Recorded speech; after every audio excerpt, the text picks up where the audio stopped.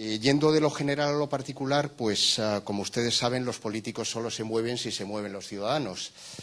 Por lo tanto, hay que mirar de manera importante cuáles son las preocupaciones de los ciudadanos en España, y para eso tenemos un instrumento muy potente, que son los barómetros, que lleva a cabo el Centro de Investigaciones Sociológicos, y aquí tienen las respuestas de abril de este año de las grandes preocupaciones de los sistemas sanitarios. Obviamente, con un 27% de paro, la primera es el paro para 8 de cada 10 ciudadanos, luego la corrupción y el fraude, a continuación los problemas de índole económico, en cuarto lugar la política, los partidos y los políticos, esto es una singularidad muy del sur de Europa, y en quinto lugar, es decir, 1 de cada 10 ciudadanos está preocupado por la sanidad. Lo que ha ocurrido en España, igual que ha habido una burbuja inmobiliaria en la década anterior, pues en sanidad ha habido una burbuja sanitaria exactamente igual. El gasto público sanitario ha crecido 4 veces por encima del Producto Interior Bruto cuando España crecía. Desde hace 2 años no crecemos. Esto significa que del año 2002 al 2009 el gasto público pues, ha crecido más de un 49%. Esto ha ocurrido no solo en España, ha ocurrido también en muchos otros países de la Unión Europea. Y de repente pues, se diagnostica una crisis tremenda, terrorífica, aterradora, y se nos impone pues, un memorándum que España lo tiene que firmar para no ser intervenida. Y ese memorándum conlleva pues, unas políticas muy serias de austeridad que en nuestro sector han significado en solo 3 años pues, una pérdida de la masa salarial de los trabajadores del sector público sanitario de entre un 20 y un 30%. Ahí meteríamos no solo las bajadas del salario base, sino también guardias, pagas extra, peonadas, suspensiones de pluses por carrera profesional, etcétera, etcétera. Por lo tanto, se ha aplicado tijera, pero, como les decía, y aquí tienen un trabajo hecho por unos profesores del IES, el gasto público en sanidad se ha disparado, ha crecido de una manera inusitada. Nos estábamos gastando en el 2004 38.000 millones de euros al año y en el 2009 estábamos en casi 70.000 millones. Se dice pronto y se dice poco. Y han crecido todas las partidas. La partida que más ha crecido, con un 54%, es precisamente la que tiene que ver con, el 60% es la que tiene que ver con el personal. Los salarios han crecido mucho en esos años. Aquí lo tienen en euros por habitante año a precios constantes.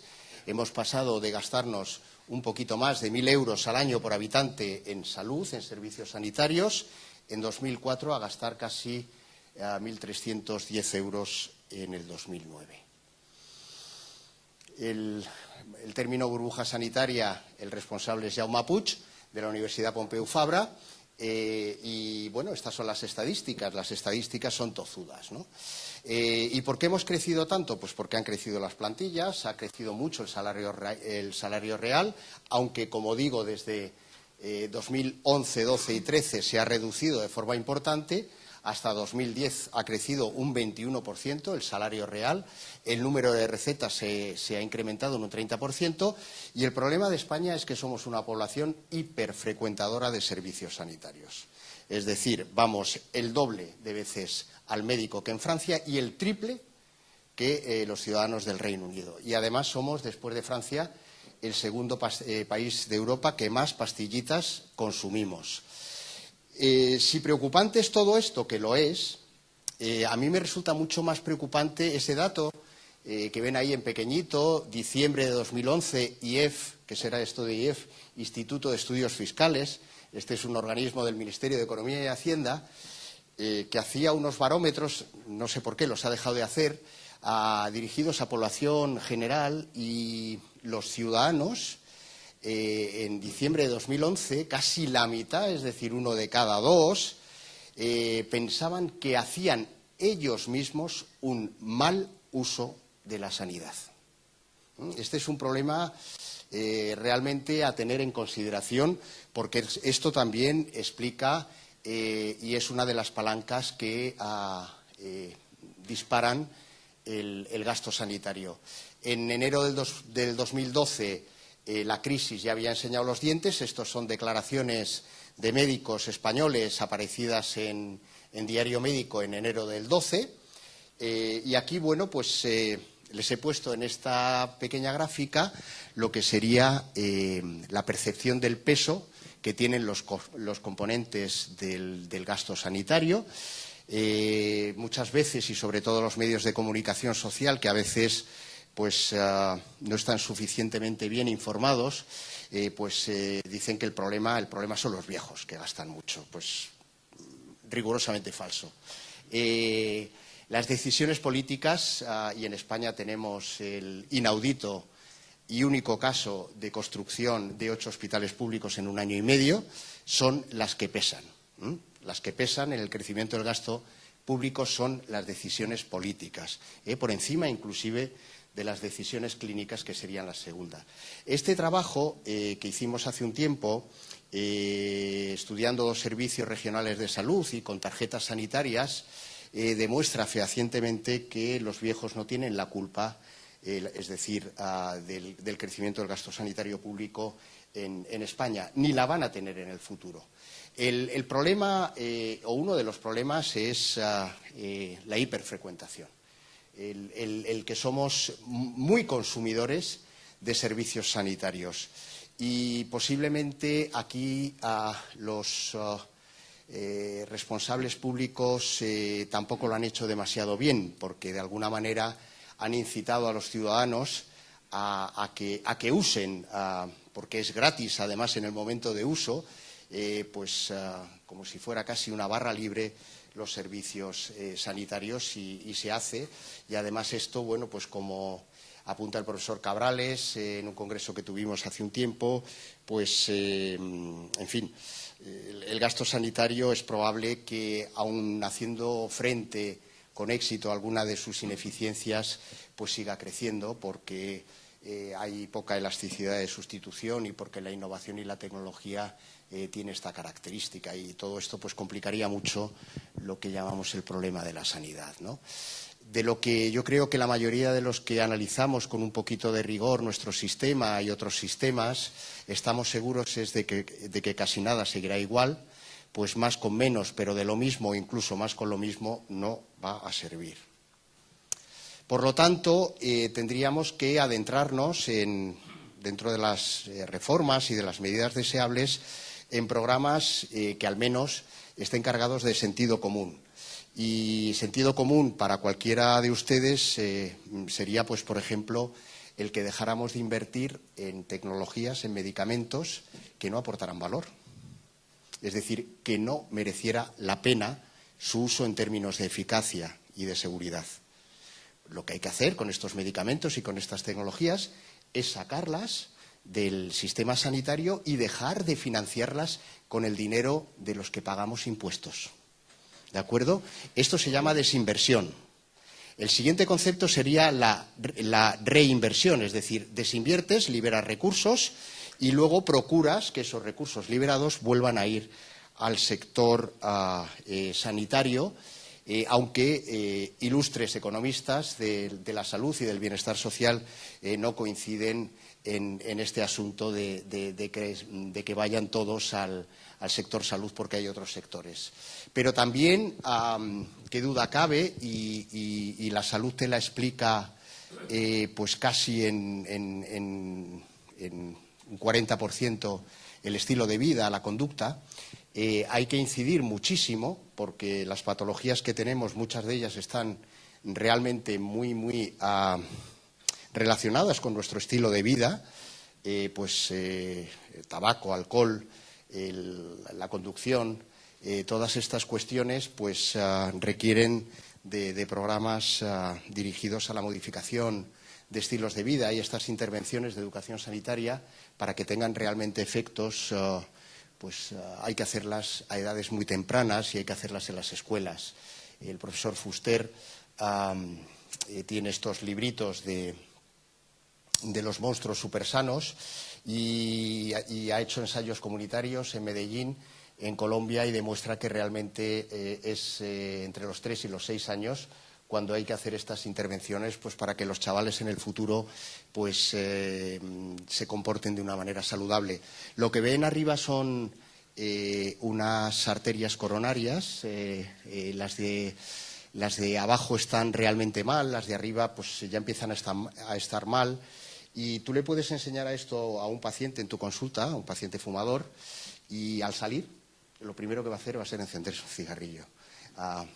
Y tú le estás diciendo, mire usted cómo tiene sus arterias coronarias, esas plaquitas se pueden soltar y pueden significar pues, que tenga un infarto agudo de miocardio o un ictus o cualquier otra patología cardiovascular.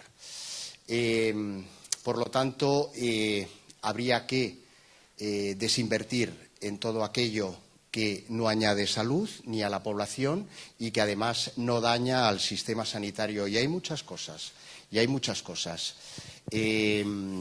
pero también, lógicamente, tendríamos que ser muy conscientes de que hay otra serie de variables que están fuera de nuestro sector, como son la demografía o la propia economía y la competitividad en concreto, que es preciso que mejoren, porque si no, realmente no vamos a ser capaces de financiar el dispositivo público que tenemos. Y también, desde un punto de vista ético, pues habría que empezar a priorizar prestaciones que se financian con fondos públicos, y también habría que empezar a pensar y a deliberar y a debatir y a consensuar el uso que se hace de la tecnología a partir de determinada edad. Y esto, pues, bioéticos muy conocidos y muy reputados, como Callahan, pues plantea que a partir de determinada edad quizá haya que restringir alguna que otra tecnología. Esto entra de lleno en aspectos éticos y hasta morales, si me apuntan, pero, bueno, pues los ciudadanos tenemos neuronas precisamente pues para poder pensar y para poder llegar a acuerdos, ¿no? Lo importante en los sistemas y en el uso de los sistemas que se pagan con los recursos que hemos puesto todos año a año en nuestros impuestos directos tienen que ser prestados con la máxima calidad. Es decir, esto es una exigencia, me atrevería a decir también ética.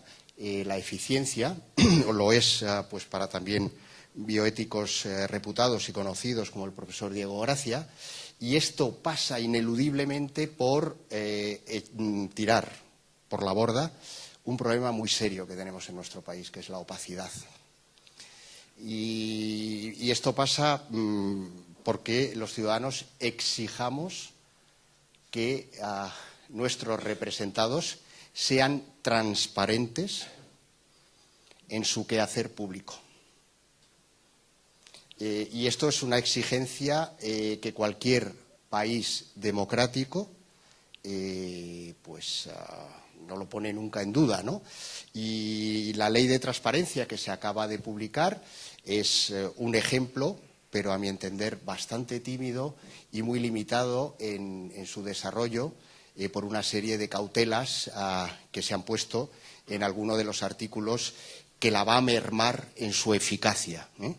Pero la ley de transparencia se ha redactado porque hubo una movilización muy importante en el año 2011 en este país, que hizo que los políticos se pusieran las pilas. Ahora ya están otra vez sin ponerse las pilas, o sea que habrá que volverles a pinchar un poquito, ¿no?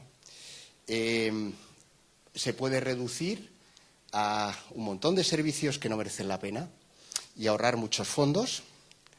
Y aquí lo importante es irte a reducir pues test de diagnóstico, test de screening o tratamientos que no tengan valor clínico. Y para esto también pues hay que llevar a cabo investigación en servicios sanitarios, y esto es lo que hizo Weinberg hace ya más de 40 años en Estados Unidos, donde comprobó la diferencia que hay en la utilización de determinados servicios médicos y quirúrgicos dependiendo de tu código postal, es decir, de dónde nazcas y de dónde vives. Él en concreto, el estudio lo hizo con la tasa de amigdalectomías en 2 estados que variaban pues casi un 50% entre uno y otro. Y eso tiene que ver con los estilos de práctica de los cirujanos de esos 2 estados, obviamente, no tiene que ver con ninguna otra cosa, ¿no? Lo que es la variabilidad de la práctica médica, pues le ha prestado mucha atención a uno de sus discípulos, que le tienen aquí, que es Elliot Fisher, que publicó un trabajo en el New England y luego pues un editorial en el New York Times enormemente interesante sobre más no es mejor. Y en sanidad esto es así. Y aquí en España pues tenemos una persona que hace uno de los trabajos más serios y más reputados de toda la Unión Europea, que es el Atlas de Variabilidad de la Práctica Médica, que la lleva a cabo Enrique Bernal en el Instituto Aragonés de Ciencias de la Salud. O sea que aquí en España también se hacen trabajos enormemente serios que tienen por finalidad última el dar información a los decisores para que desinviertan, es decir, para que se dejen de hacer determinadas cosas que no tienen ninguna efectividad clínica y que se sabe que es así. Y aquí, pues, en el campo de la farmacia hospitalaria, donde pues nosotros colaboramos en un proyecto de mucho empaque, donde pues tenemos pues prácticamente 3 millones de registros de 30 hospitales públicos. Ha habido ya, pues como siempre, a otros países y otras agencias de evaluación como el NICE, que ha puesto en su página web y, por supuesto, de acceso público, unas recomendaciones de no hacer dirigidas a los clínicos, donde hay más de 800 intervenciones de todo tipo, diagnósticas, terapéuticas, preventivas y rehabilitadoras, que por la evidencia científica se sabe que hay que dejar de hacer. Y no solo hay que dejar de hacer, sino que hay que dejar de financiarlas con fondos públicos. En España también, bueno, intervenciones, por ponerles algún ejemplo, porque si no, a lo mejor pues no me siguen el planteamiento. Inefectivas, por ejemplo, es tomar estatinas, que son unas drogas que reducen el colesterol en sangre, pues en prevención primaria, es decir, cuando no has tenido ningún evento cardiovascular. Pues no hay que tomar estatinas en prevención primaria, están indicadas en prevención secundaria, cuando ya has tenido un evento cardiovascular. ¿Qué actividades clínicas tienen un balance beneficio-riesgo desfavorable? Pues, por ejemplo, hacer determinadas cirugías en pacientes que no son los candidatos idóneos para esas cirugías. Prescindibles por innecesarias, pues tratar con antibióticos como se hace a procesos virales en atención primaria. Eso son pues muchos miles de euros que se tiran directamente a la basura todos los años. O cosméticas, quitar varices, que efectivamente son feas, pero si no generan problemas de dolor o de flujo, pues, en fin, hay posiblemente en el ranking de prioridades otras cosas a hacer antes, ¿no? O acertar mejor con la indicación. En fin, el uso que se ha hecho aquí de los medicamentos para la osteoporosis realmente es de business case. La relación beneficio-riesgo incierta, determinadas cirugías o bien de rodilla o de cadera, pues pueden ser discutidas, ¿no? También las cataratas, etcétera. Y desde luego hay que dejar de hacer todo lo que se sabe que genera mala calidad, como es los errores de medicación, bajar todo lo que se pueda las infecciones que se producen en los hospitales, que se llaman nosocomiales, o la iatrogenia inherente a la práctica médica. Bajarla todo lo que se pueda, no se puede bajar a cero, por lo tanto, habría que empezar a hacer más con menos. Aquí tenéis lo que hace Estados Unidos, el Instituto de Medicina de los Estados Unidos, con un programa muy parecido al del NICE, que se llama Eligiendo Inteligentemente, y que a los médicos también, el Colegio Americano de Médicos, les dice qué prácticas tienen que dejar de hacer. Mi pregunta es, si todo esto ya está hecho, ¿por qué no copiamos? No nos gastamos ni un céntimo de un euro, porque lo único que hay que traducir es del inglés al español, y evidentemente la evidencia científica que han utilizado los señores del NICE o del ACP es la misma que se va a utilizar aquí. Pues no, aquí nos hemos puesto a trabajar.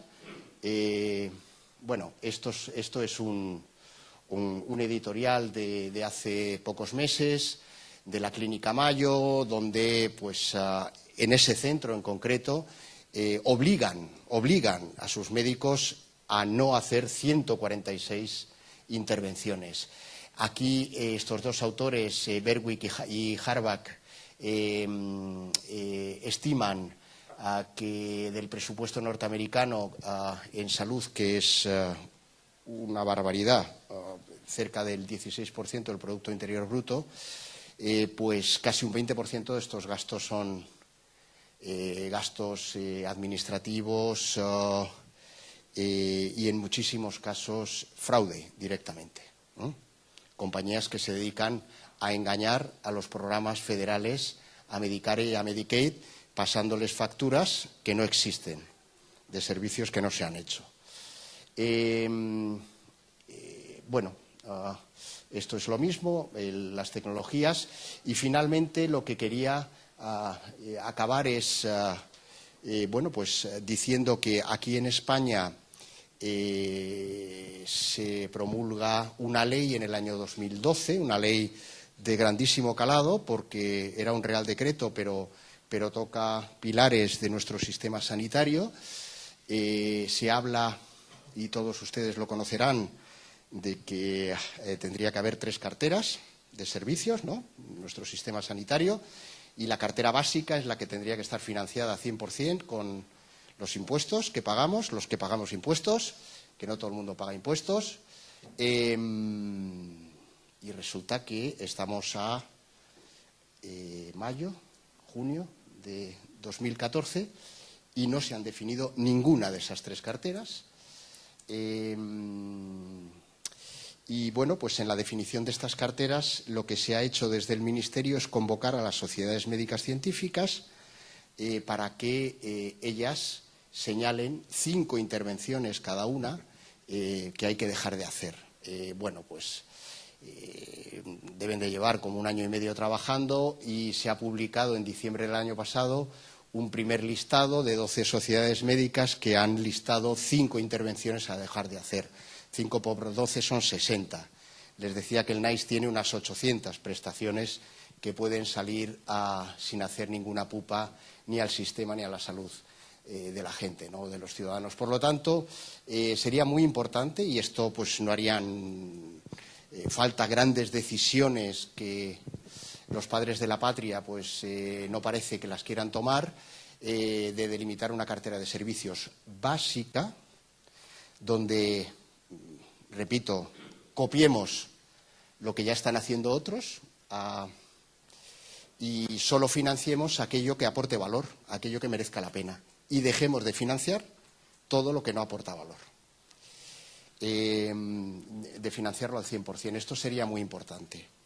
Y esto generaría o liberaría al sistema de recursos que podrían ser o no asignados de nuevo al sector sanitario. Otra cosa que se podría hacer con rigor y con sentido y con sensatez sería introducir la competencia sana entre operadores, tanto públicos como privados. Y esto no se llama privatizar, porque aquí se ha hecho muchísima demagogia. El sistema sanitario es público si se paga con el dinero de todos. Y hasta ahora eso es así. Hay una caja única que afortunadamente todavía no se ha roto y lo estamos pagando y sosteniendo todos los ciudadanos. ¿Quién lo gestiona, quién lo opera? Es otra película. Pero si la financiación es pública, el sistema es público. Es público.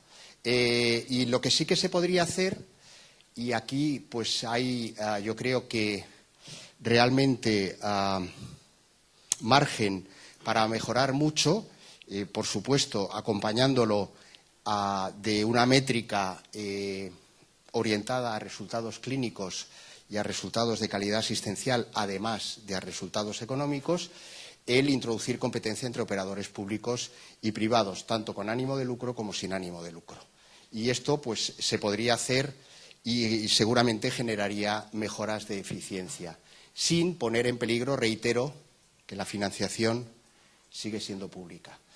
Y también habría que cambiar, y estoy hablando de 3 cositas que no requieren pues cambios de modelo, que si vamos a dejar de ser un National Health Service para ser un sistema de aseguramiento obligatorio. No, no, no, no. Son 3 cosas que se podrían pues ir haciendo siempre con dificultad, porque todo lo que sea implantar cambios pues no es nada sencillo. Pero, por ejemplo, otra de las cuestiones que hay que hacer es nuestro sistema y las organizaciones están muy orientadas al cuidado agudo y, sin embargo, nuestra patología, porque vivimos muchos años, es crónica y al vivir muchos años pues solemos tener más de una patología y tenemos un modelo que está dirigido al cuidado agudo y no al cuidado crónico. Y ya hay experiencias en otros países de éxito de cómo reorientar el sistema hacia lo crónico.